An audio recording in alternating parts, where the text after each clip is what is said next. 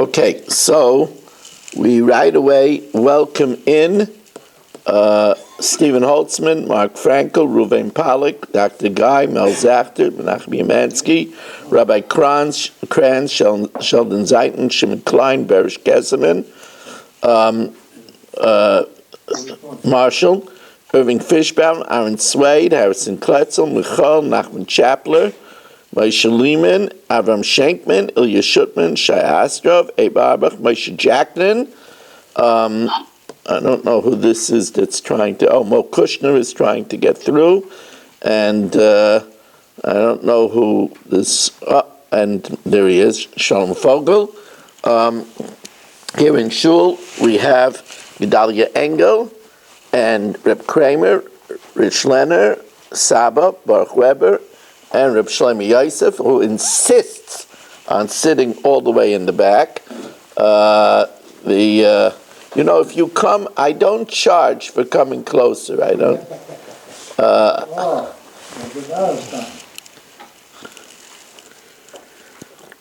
You can put the lights on if you want. I can't get any closer. I'm blocked by the screen. Also, we're dedicated by Baruch Ian Le'ilui Nishmas Estebas Yoni Yaakov Chaim Menaba Avram Shmuel HaKoyin, Aaron Swade Le'ilui Nishmas Chana Bas Shmuel and his sister Freda Bas Shol, Shimon Klein for the Chayli Adaf, Chayli Yisrael, Mark Frankel, the Refuah Shalema for Chana Bas Gittel Esther, Miriam Sar Bas Sipora, and Le'ilui Nishmas Yisrael Tzvi Ben Chaim Yeshua Folek, by Baruch Goldwasser, what Hashem did for his family and for the Chayli Yisrael, Refuah Shalema for my Shver. My Shver is very weak. We have him in mind that he should have extra strength. Avigdor Aryeh ben Rivka, Yehudis Tiril Bas Miriam, Meir ben Chaya Sarah. They should have a Refuah Shalema b'Sek Shach Chayli Yisrael. So now, the Gemara, again, discussing Rabbi Yochanan's opinion that by Kiddushin, only the father can do it. The Nara cannot accept Kiddushin independent of the father. So now the Gemara asks from a sugya we had earlier. Remember, let me just remind you the background, that a father can sell his daughter as an Ummah of Riyah. While she's a Ketana, he could sell her as a slave, and the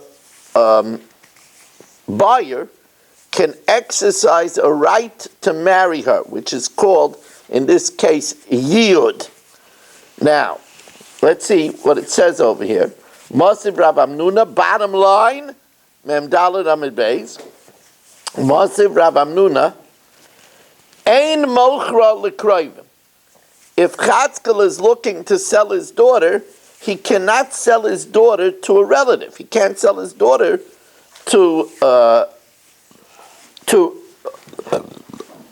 let's say, to his son, because his son won't be able to exercise the right of Yid, because a brother can't marry his sister. So therefore, Rav Amnuna says, since Yid won't be possible, so the normal law of Amavriya won't be possible, so therefore you can't sell it to her brother. Mishum Rabbi Lazar, I'm a meichra l'krayvim. He can't sell her to her brother, so he won't be able to be miyayid, but he could sell her as a servant to him. Vishavin, but both are in agreement, shemoichra almana l'kohen gadol, that he could sell her even though she's a widow. He could sell her to a kohen gadol, because even though a kohen gadol is not allowed to marry a widow, but it's not that its yiyud is not possible, because it's only chayvid lavin and kiddushin toisvim b'chayvid lavin. There could be kiddushin, so yiyud is technically possible. Or grusha v'chalutza l'kohen edyot, or a divorcee, or a woman who received chalitza to a regular kohen. Now, the question is, how could there be a halachic almana by a girl that had that was sold as an Amma of Riyah, and that the father should be able to sell her again Remember, because we're saying, if she's already almana, so we say that the father could sell her again as an almana to a kohen gadol. So how could she have already been, as a ketana, an almana?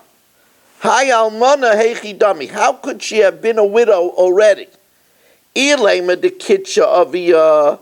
If it means that her father married her off to someone already, and then she got widowed, but once the father married her off to someone, we know that there's a din of ein shivchus achar ishus. He can't sell her after he gave her into matrimony. Mi matzi mazmila, would he be able to sell her again?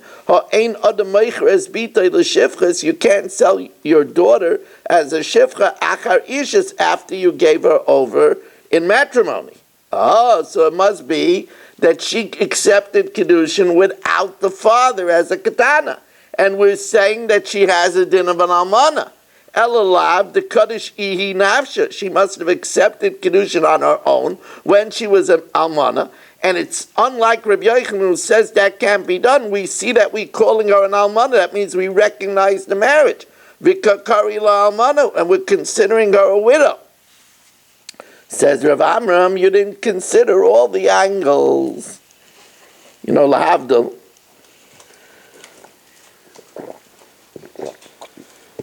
When people play chess, we tell them, look at the whole board.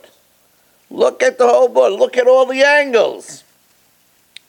So you got to look at all the angles over here. What happened over here is that the father, there is a sale after a sale. The father could sell her once and then sell her again. What happened is the father sold her, and the master did yiyud, and then he died. So since he didn't give her over in matrimony, he could sell her, and he sold her again. And we're telling you that he could sell her now as an existing almana to a kohen gadol. Let's see it inside. Amar Rav Amram, Amar Rav Yitzchak, Kacha b'kiddushay yiyud. It's talking about where he sold her to Shmerel.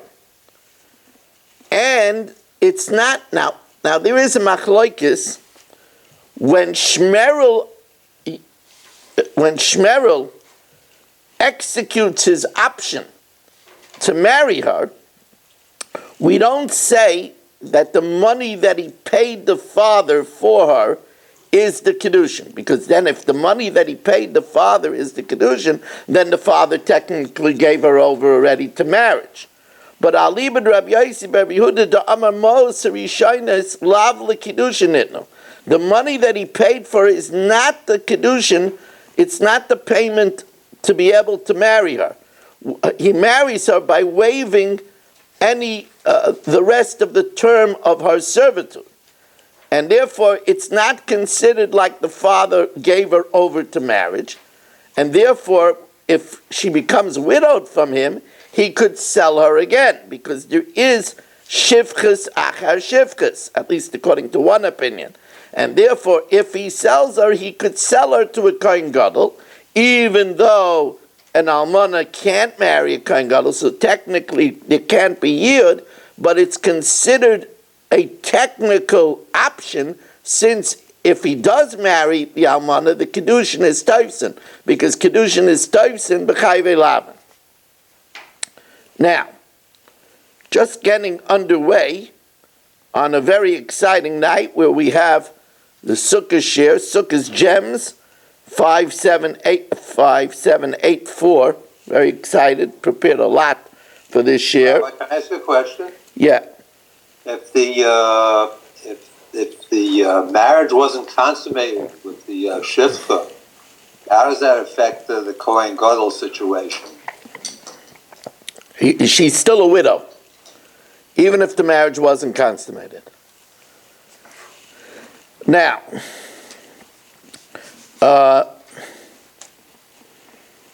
Itmar. Now here we have another situation.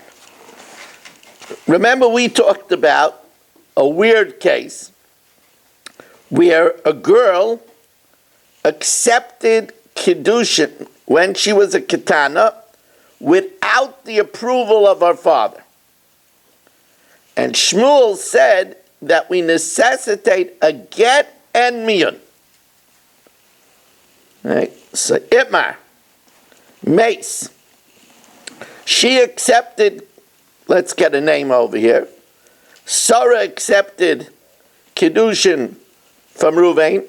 She was 9 years old without the approval of her father, Chatzkel.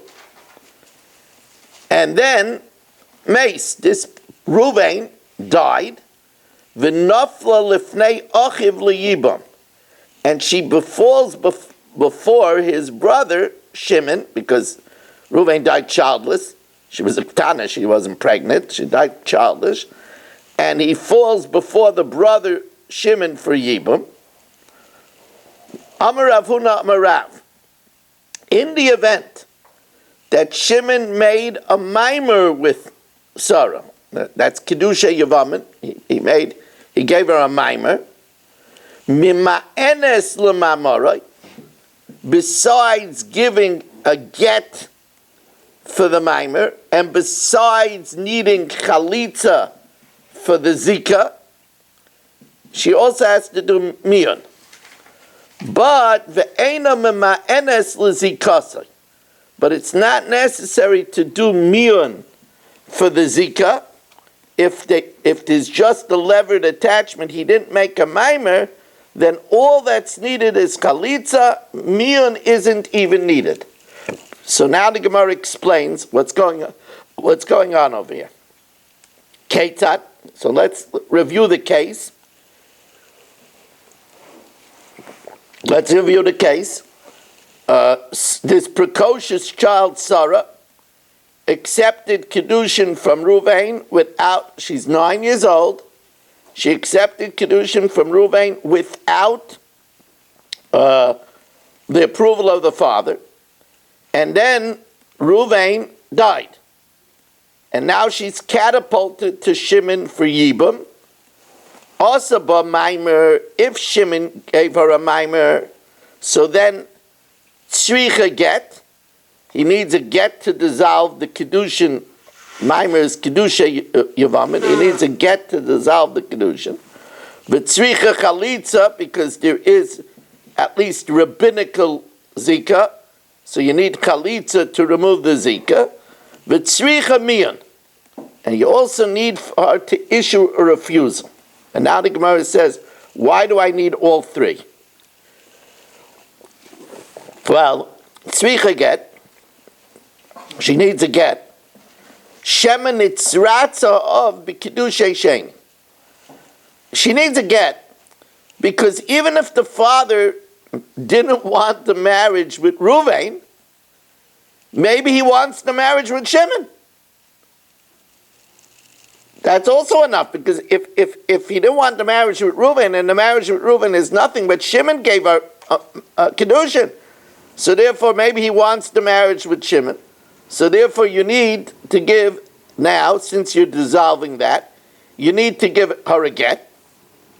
Tzricha Chalitza, she needs Chalitza because maybe the father approved with the marriage with Reuven, and if he approved the marriage with the first husband, so then she needs Chalitza because her husband died childless.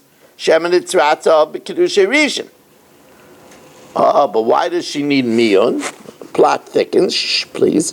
The plot thickens. Why does she need Miyun? Tzricha Miyun. Because Shema loy Nitzratza of loy b'Kiddushay Rishon loy b'Kiddushay Sheni. Maybe the father didn't want any of this.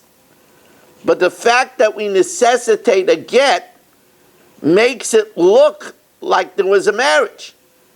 And maybe Shimon would be Mekadesh, her sister, and since a get was necessary, he would think that the marriage with her sister is nothing, because it's Achais Ishtai. V'yayimru ein Kiddushin Taisim ba'achaisa. And they would come to say that the Kiddushin with her sister is nothing. But reality, maybe the get wasn't necessary. So in order to alert them that maybe the get isn't real, we necessitate mian as well. But if lo yasa b'maimer, if Shimon doesn't make a maimer, so then eina tzricha ela chalitza. The only thing that's necessary is chalitza. Why? Ela chalitza b'vad. The chalitza is necessary because maybe the father approved with her marriage with Ruvain, and therefore, since Ruvain died childless, he has to give her chalitza. Maybe we should necessitate miyun, that he shouldn't think that he could marry her sister. No, that would not be a possibility for him to make that mistake, because her sister would be achos kalutzasai, and everybody knows you're not allowed to marry achos kalutzasai. My amrit tiboy nami mion shema yomru en kiddushin taisim ba'achosa. That is, we might say that kiddushin is not chal with the sister. Says the Gemara, hakol yoidim. Everybody knows that even if this chalitza is a real chalitza, the isser of marrying the sister of a chalutza, and you'll say, but maybe the chalitza, what we're worried about is maybe you'll say we should need miyun because maybe the chalitza wasn't necessary, because maybe the father didn't want her to marry Ruvain, and then the chalitza isn't necessary. It's regardless, even if the chalitza is necessary, achos kalutza, the sister of a chalutza, is only the rabbanan. So Kiddushin is taifsin. So he would know either way that the Kiddushin is taifis with the sister. Hakol yoidim achos kalutza is only the rabbanan. The Amarei Shlokish kan shana Rebbe achos gerusha. If Chaim divorces Rachel, he's forbidden to Rachel's sister, the sister of his divorcee, midoraisa, biblically. Achos kalutza, the sister of a person that you gave chalitza to, is only medivrei seifrim, is only rabbinical, and therefore, regardless, the kiddushin would be taifsim. Now, hano beitrei davikashasu chamra tusei tzipe. You gotta hear this. Two people, we'll call them Chaim and Chatzkel. Chaim has a nice boy, and Chatzkel has a nice girl. Hano beitrei davikashasu chamra tusei tzipe. They're drinking wine under a willow. After all, we're buying aravas now, so they were sitting, drinking not bourbon, but a chablis, bubble. Shakal minayu chada kasa de chamra. One of them had a nice bottle of dry red, and he poured a cup. Yov le'lechabre, he gave it to his friend. Omar, and he said, Mikacheli bratech lebri. Your daughter should be betrothed to my son. The question is, the son never gave his approval for this. He just said it, but the son never gave approval. Amar Ravina, afilu lamanda amar chayshinon shemanitz ratzah. Even if we say that we are concerned that maybe the father will agree, we're not concerned that the son might have approved. Shemanitz ratzah ben lo yamrinon. We don't say that. You see, by a woman, a father could very well likely be happy that the woman gets married, because we have a rule by a woman, tav l'meisiv tandu l'meisiv armel. It's better to be with two bodies than to be alone. However, a man is very particular who they're married, and therefore we can't assume that the son will be maskim to his father's choice. Amalei Rabbanan Ravina, so the Rabbanan said to Ravina, V'dilma shliach shavya. But why aren't we concerned? Maybe the son made the father a Kiddushin. He says, look, I like this gal, and try to get her for me. So the Gemara says, and let's listen to the, today, ikvisa de Mashiach chutz b'yaska. Today people are very brazen. But in the olden days, no one would be brazen to delegate his father as his agent. L'chotzev inish l'shvuye lavu shliach. Says the Gemara, V'dilma artsuye artse kameh. Says the Gemara, but there is still a possibility that the son told his father, Tati, I really like this girl, and the father did it with the halacha of zachin la'adam shalei b'fana. If the son told his father, Dad, I really like this girl. So then it's not that the son made the father a shliach, but the father could be zeichin it for his son. Says the Gemara, you know what? Rabba Bar Shimi doesn't hold the din by Ketana either, that we're worried that maybe the father would approve of what she did, and they certainly don't hold it that we worry about it here. Amalei Rabba Bar Shimi beferish Amar Mar Deloy Savalad the Rav and Shmuel. They don't hold of Rav and Shmuel. We don't say that maybe the father approved, and we certainly don't say maybe the son approves. If you can't be mekadesh a woman for your son. How Gavra? Listen to this case. I'm telling you.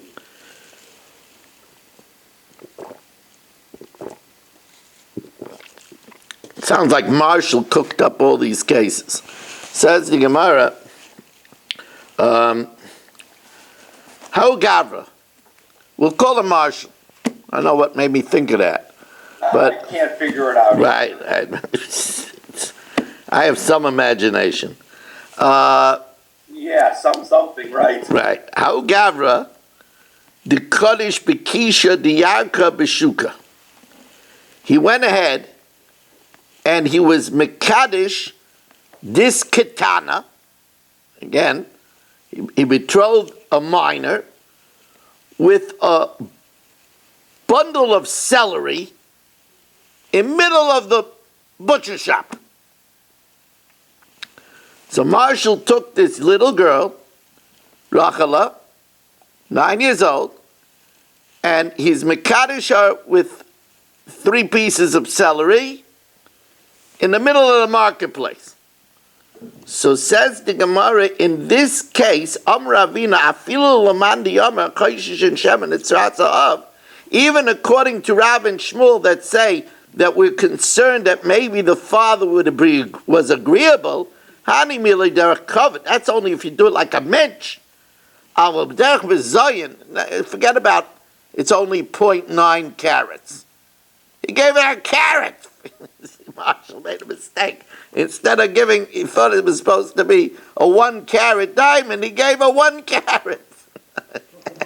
and instead of doing it in the menorah hall, he did it in the barber shop. Right? So it says if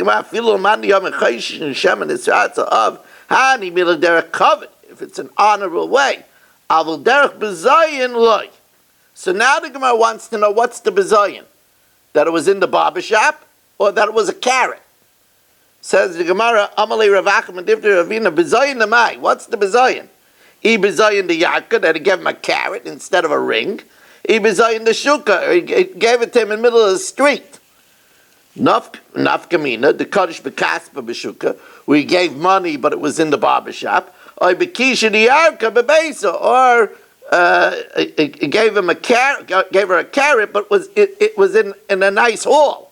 My Amalei, so the Gemara says, just when you're dealing with Marshall, he does a double whammy. But both are a bezayin. The carrot's a bezayin, and the barber shop's a bezayin. Didn't we have a member that someone was light? I'm on the Kaddish Beshuka. Do we have something like that? No, that was somebody that was Mekadosh Babia. Now, says the Gemara, Hahu da'ama l'krivoi. Here is an interesting, a little shalom bayis spat. Little shalom bayis spat between Chatzkala and Susan. So, they had a daughter. Hahu da'ama l'krivoi. Chatzkel says, I want her to marry my relatives. V'hi amar l'kreva, and she said, no, my side of the family. So Kofte, she twisted his arm. Women can do that. Somebody sent me today a caption that behind every man who wears pants is a woman that picks the pants he should wear. Anyway. Well, what if he doesn't wear pants? Yeah, I knew that was what was troubling you. I just knew it.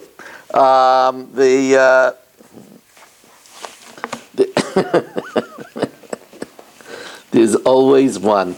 Always one. Rich, did you ever meet anything like this? No, he's Scottish, he can wear a kilt. Rich agrees with you. He says he's Scottish. He wears a kilt. That's not what Marshall was talking about. He thought he was wearing a bathing suit.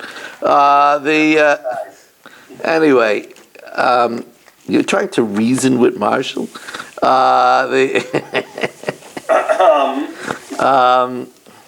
I think that Rabbi Y.Y. Rubenstein has been known to wear a kilt. Am I right about that, Shelley? I think so. Right? I've never seen it. I've never known about it, let me say. Oh yeah, I think so. I think he's of Scottish Scottish background. Yes. Anyway, so let's get back to what's happening over here. Hahudama l'krevoi. As I said, Katzkel said, I want her to marry my relatives. The Amra and Susan says, l'kreva, I want her to marry my relatives. Kafte, she twisted his arms. Ad amala, so the husband was masking, tihavi l'kreva, let it be, and he made a commitment, let it be to my relatives. Now remember, she's a ketana, and she's under the control of the father. Ad achle v'shasei, while they were eating and drinking, asa krevei be'igra, the father's relative went up to the rooftop, v'kitcha, and he snatched her and he was mekadisha. So here the question is, did the father agree, since after all that was really what he wanted anyway? Amar Abayis, so Abayis says, no, we're dealing with Yidden. When Yidden give their word, they give their word. And he gave his word that it's going to be to her relative. Sheiris Yisrael, the remnant of Yisrael, lo yasla avla, does not do an injustice, v'lo yadabru chazav. And they won't speak a lie. We just finished saying kizavnu, the tremendous sin of telling a lie. And I'm a little bit lax over here in welcoming in the people that have joined us since. Ilya Shutman, Naftali Jablin has joined us, Sandy Grunfeld, Elliot Udell, Richard Rosenzweig. Richard, I hope your computer is not sick. We really want to see you on Zoom. Elliot, we would like to see you on Zoom. Sandy, I've been asking for years to come and join us on Zoom. Marshall is begging you. He's trying to get bourbon. Come on, it's mamish. For Marshall, it's a type of pikuach nefesh. Yeah, I'll even share a shot with him. I'm really desperate. Now, was it your son that brought him the bourbon? Yeah, Gedalia says his son is up to making another trip. No problem. Yeah, it was Shimon. It was really nice of him. That was hilarious. Rav Amar, Rav says a different reason. And that is that the father already made a Suda to be married to the other girl, to her relative. And he doesn't waste the wedding feast. Rava mechazaka ain't nothing terech besuda mafsida. Says the Gemara, now what's the difference? If he didn't prepare a Suda yet. So if you say he gave his word, then he gave his word. If he didn't prepare a Suda yet, maybe he changed his mind and says, yeah, I wanted that anyway, so I'm glad I had my way. Now, new case. I'm always excited to get to the 3/4 line, although I'm amazed that it's taking so long. Actually, it's not so long, Rabbi say. It's only 30 minutes since you started the daf.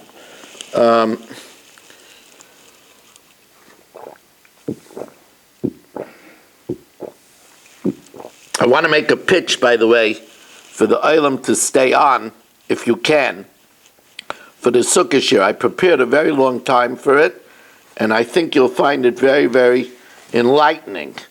But first, let's finish the daf. Niskacho l'das avia. Now, here the Gemara tells us a chiddush. Remember, in the olden days, there were a 12-month period between the Kiddushin and the Nesuin. They got married, and then there was usually a 12-month interruption between that and the Nesuin. Today, we do it one after another. That's why we have 2 cups of wine. We call the Masada Kiddushin. He makes the bracha, she gives the ring, and then we have chuppah and the Sheva brachas right away. As a matter of fact, we read the Ksuva. Reading the Ksuva is not part of the ceremony. We read the Ksuva, and Mordechai says the reason why we read the Ksuva is to interrupt, to make an interruption between the Erusin and the Nesuin. I once said that in yeshivish circles, in certain circles, the biggest kibbutz is Siddur Kiddushin. After Siddur Kiddushin is Eidos. But most circles, it goes like this. It's Siddur Kiddushin, Kriyas Ksuva, and then Bracha Achroina. So, why is Kriyas Ksuva such a big thing? You're not saying Hashem's name. And the Mordechai says it's just an interruption.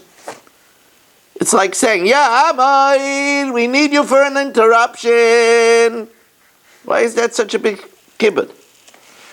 So I have a pshat about this, which I really believe is the pshat. We have a klal in Yiddishkeit called Choit Atzmecha V'Achakak Choit Acherim. Beautify yourself and then beautify others. When the rabbi reads the ksuva, he's reading out loud to the chassan that he should work, he should honor her, he should clothe her, he should take care of her. We call up somebody that we feel models that behavior. That's the honor of Kriyas Ksuva. The honor of Kriyas Ksuva is we say that this person is fit to say this publicly because he behaves that way. And that's a big honor. Whether it's true or not, you have to find out, but...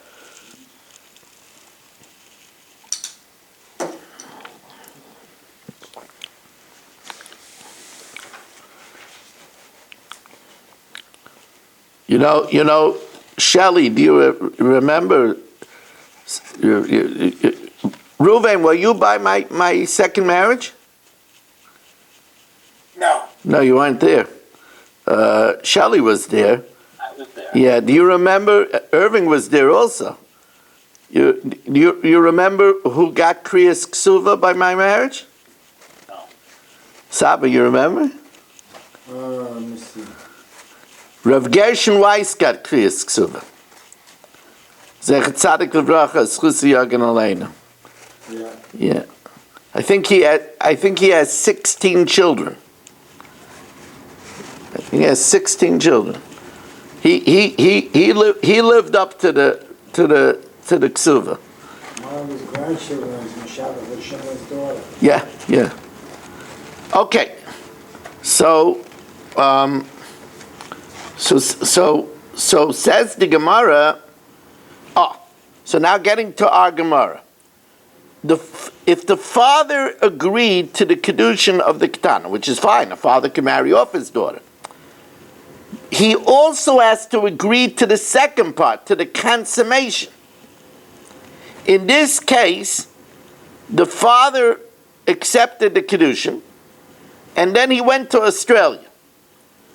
And they couldn't wait, and the husband took his young bride and consummated the marriage. The question is, could we assume, since the father gave the approval for the Kiddushin, he would give approval for Nesuin too? The nafkamina is that in this case, the husband was a kohen. And the question is, if they did the marriage without the father's approval, could she eat truma? Now really, she should be able to eat truma right after the Kiddushin, because it's kinyan kasbay. But because of different reasons, she could only eat truma after the nesuin. So over here, could we assume that the father would give his approval once he approved them getting engaged? Could we assume that he would approve also of the marriage? I see that we're being joined now by, very good, I'm very happy, by Reb Yafi and by another family for the Chumash here. We will begin the Chumash here momentarily. We're just finishing the daf. So says the Gemara, if the Ketana got engaged with the approval of the father,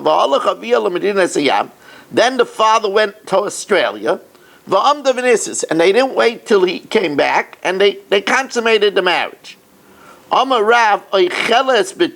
If the husband is a kohen, she could eat truma until the father comes and protests. Well, if the father comes and protests, so then she can't eat anymore. But until then, we could assume that he would agree. Rav Asi says, oh no, ain't no chelas. Why? Shema Yava Yavia, the father might come, v'yimcha, retroactively, therefore she's not married. V'nimsa Zora, chelas b'truma l'mafreya. Now, really, she's not a Zora. This is not literal. But it will be, at least according to the Drabanan, that she's eating truma unlawfully. Hava Uvda, there was such an incident where the father agreed to Kiddushin, he went to Johannesburg, and they got married, and he was a kohen. The Choshla Rav lahad Ravasi, and Rav was concerned for Ravasi's opinion, and he didn't allow her to eat truma. Amar Rav Shmuel Barav Yitzchak Umayda Rav will agree. She'im Mesa, if she dies, then Eino Yarsha. Then he doesn't inherit her. Why? Because if the father is not back yet, he could only inherit if it's a valid marriage. If the father is not back yet, so it's a suffix what the father would want. And if it's a suffix with the father, what the father wants, we have to put the mammon in its last known chazaka. And its last known chazaka is it was hers and her family. Okay, mamana becheskes Maria. Now, what about if niskacha ladas, the father approved the Kiddushin, v'nisis shaloi ladas, and they got married without the father's consent, v'avia kan, but the father is here. Just he didn't say, I approve. He kept quiet. Rav Huna Amar Eino Eicheles, she can't eat truma. Rabbi Yomi Abba Amar Eicheles. Rabbi Yomi Abba says she could eat truma. Rav Huna Amar Eino Eicheles, she can't eat truma, and says the Gemara Vafilu l'Rav. Even according to Rav, who says that if he's in Australia, she could eat truma. If the father was in Australia, she could eat truma because we assume he'd be maskim. That's because the father is not here. And he's quiet. He's quiet because he's angry. He should have said, oh, mazel tov. The fact that he didn't say mazel tov, he's angry. Rabbi Yomi Abba says, no, she could eat. And even according to Ravasi, that says that if the father is in Australia, if the father is in Australia. She can't eat because maybe he didn't approve. The father might come and protest. But we all know shtika kaida. Quiet is like approval, like admission. Here, where he's quiet, if he didn't want it, he would have said boo. Because he was quiet, then that's a sign that he approves of it, and therefore she could eat truma. Okay, we're going to stop here now, and we go straight to the chumash here.